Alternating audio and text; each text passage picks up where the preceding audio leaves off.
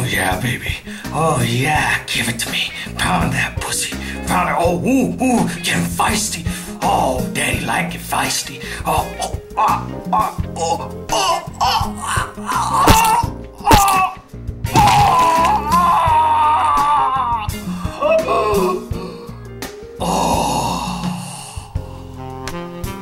oh, baby. That was great. Oh my god! Right there! Oh my god! That's the spot! That's the spot! Okay. Hi kids, it's me, Tigey the Tiger, and I'm here today to review the film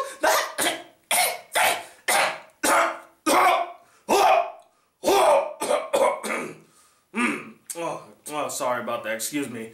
I had something stuck in my throat for the last few days now. Anyway, what was I saying? Oh yeah, I'm here today to review the film The Happytime Murders. Now, The Happytime Murders takes place in a world where puppets and humans coexist with one another and follows a disgraced puppet cop turned private investigator by the name of Phillips, who reteams with his old partner, Detective Edwards, to solve the case of the murders of these famous puppets from a show back in the past called The Happytime Gang and figure out who is killing them and why. Now, I've heard about the Happytime Murders film for quite some time now. I think since 2014 or 15 when they first announced that they were moving forward on the project. And at the time, Katherine Heigl was attached to star in the lead role. And I was kind of curious to see what this film was going to be like. It looked like it could be a beautiful mesh of Who Framed Roger Rabbit meets the Muppets, but darker and more vulgar. And the potential of what the film could have been really intrigued me. But then a few years went by, the film kind of left the public consciousness, and now all of a sudden, it just popped up again. It's like, hey, remember this film that we announced like 4 or 5 years ago and haven't really advertised? Here it is for you guys to enjoy with Melissa McCarthy instead of Katherine Heigl, which I guess is a safe bet, but I mean, I don't see any difference between Katherine Heigl and Melissa McCarthy, as they both have shticks that have worn thin over the years. And as a puppet myself, I was very curious to see how the film was going to portray the puppet community. Were they finally gonna get us right after all these years of getting us wrong? Or will they continue the trend of misrepresenting the puppet community and treating us like caricatures and stereotypes? And so I finally saw the film, and what did I, Tigey the Tiger, think of it?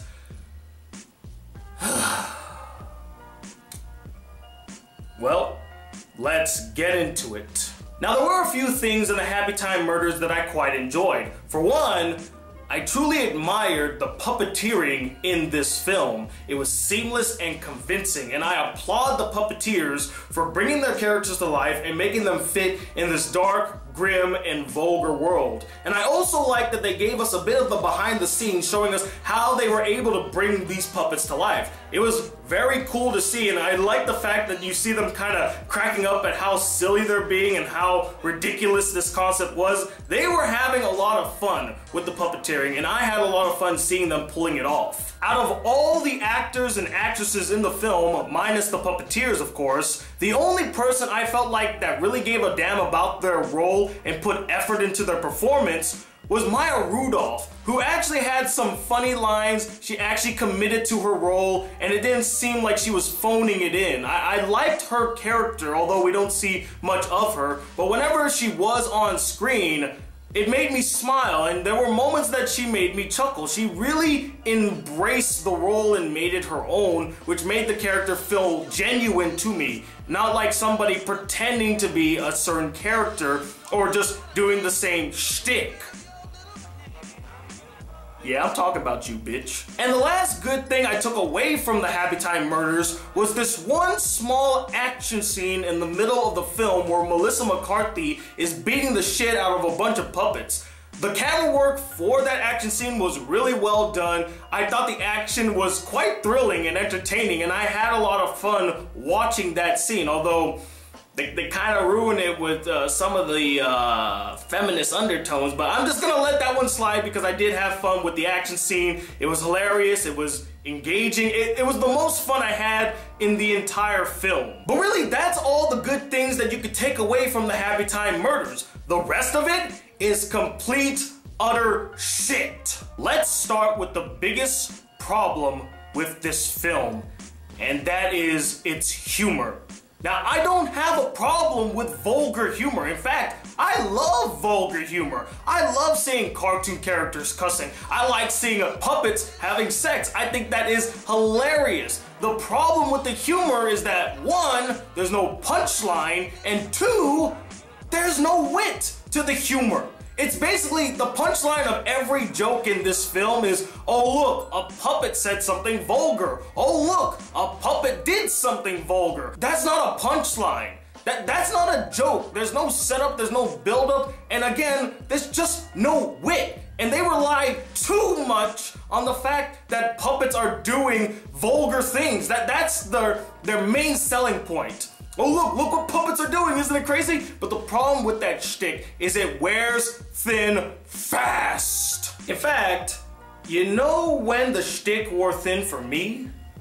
5 minutes into the goddamn film. The moment I saw the cow being milked by that octopus or squid or whatever the fuck that thing was with tentacles, that was the climax of vulgarity for me, and nothing quite topped it by the film's end. Yeah, sure, the scene where Phillips is having sex with that one woman and his jizz is flying all over the place. Yeah, that was sort of funny, although the problem with that scene is that, one, it drags on for far too long, and two, they already gave it away in the trailer, so it's not shocking or surprising or really all that funny. The funniest thing about that scene was seeing Maya Rudolph's reaction to it, where she treats it as if it was just a normal occurrence while everybody else is freaked out and confused and wondering what the hell is going on. And while on the subject of comedy and humorous interactions, I'm trying to do air quotes, but as you can tell, I don't have any appendages, but humorous interactions, the dialogue in this film is plain awful.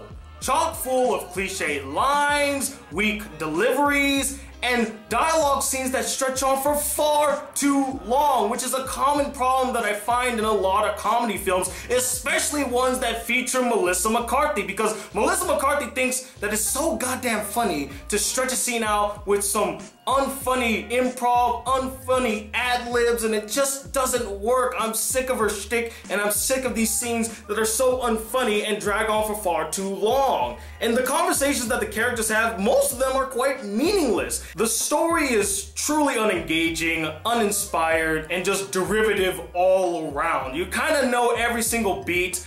I kind of predicted the twist, although I will say it did take me a bit by surprise, but after looking back at the film, it kind of was obvious to some point, but the story just wasn't that engaging, and it ends on a very cliche happy ending type note where the hero stops the villain, he gets his job back, and he gets the girl.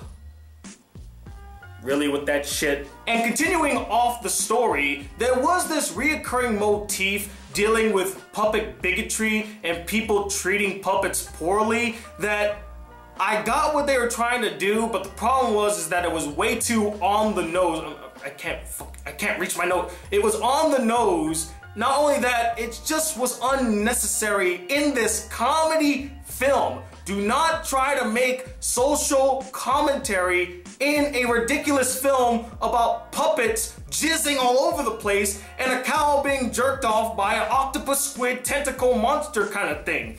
It's out of place. Now, if they treated these scenes comedically, I believe they could have pulled it off. It could have made for some funny moments, funny interactions, and maybe even Phil beating the shit out of a bunch of people. And there were some moments where they do treat it like a joke, but for most of the time, whenever they do the puppet bigotry or puppet racism, it's treated semi-seriously. And that's another problem that I had with the stories, the serious moments.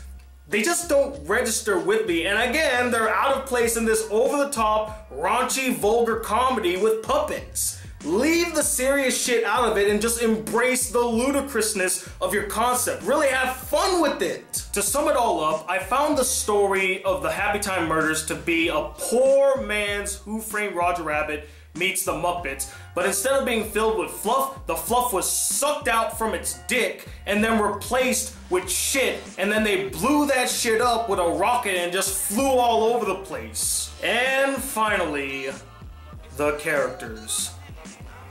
Besides Maya Rudolph's character, who was the only character I ended up liking in the film, The rest were uninteresting, bland, forgettable, fucking annoying at sometimes, and just not that sympathetic. The main character, Phillips, is supposed to be an Eddie Valiant type character who has a tragic past and you're supposed to sympathize with him, but he has a heart of gold. They even hint to it when he's talking to his brother like, I remember back in the day you used to do dancing and stuff. And by the end of the film, you don't even see him dance. In the after credit scene where they're doing the behind the scenes, they do have a scene where he is dancing.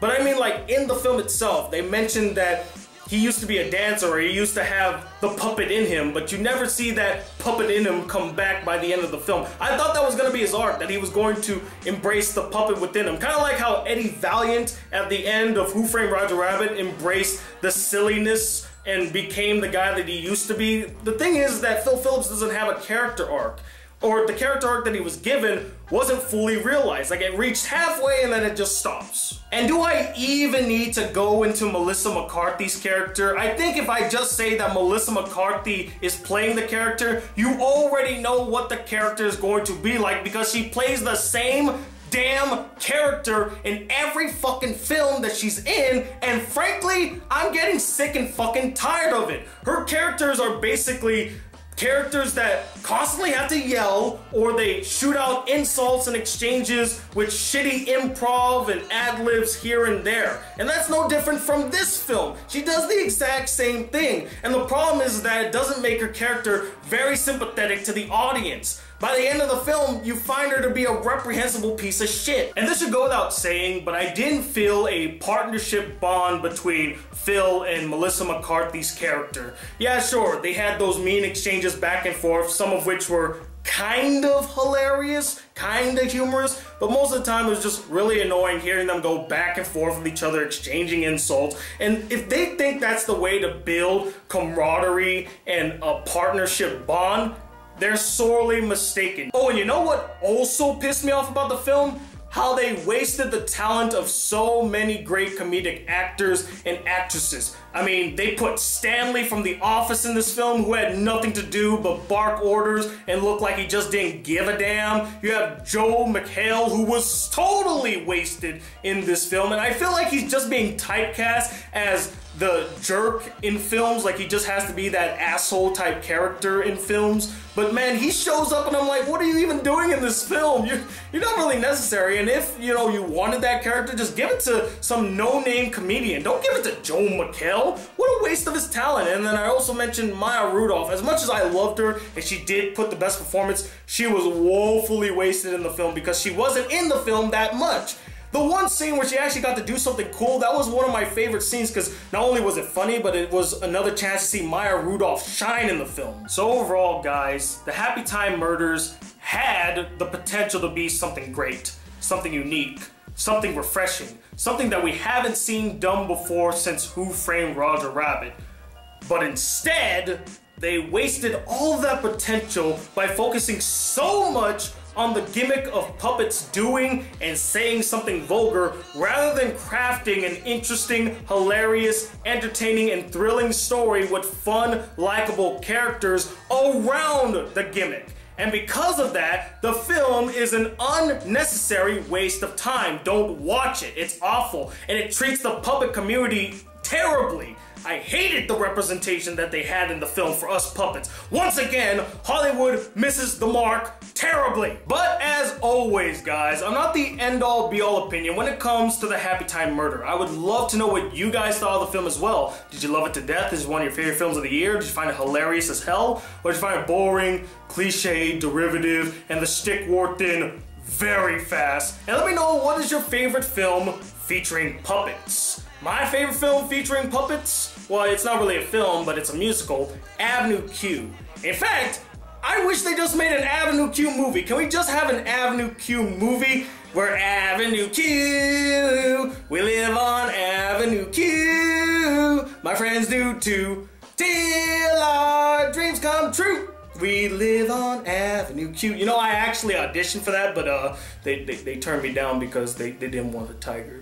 you know, tiger discrimination. But anyway, yeah, just let me know what you guys thought of this film and what's your favorite puppet movie or puppet musical. Comment below, let me know, and stay tuned. I'm working on my next word of the day, so get excited for that. But until that comes, guys, if you'd like to see more videos and shall be a part of the Black Critic crew, please hit that subscribe button below, like this video if you really enjoyed it, hit that bell notification, join my Discord, there's a link in the description, and if you'd like to send me any fan letters, send it to this P.O. box right up here. And as always, I'm Tigey the Tiger, aka the Black Critic Guy. Till then, peace, YouTube. I don't have any fingers. Oh, I can't do it. Oh, God. That was fucking hard. Peace, YouTube. You can be a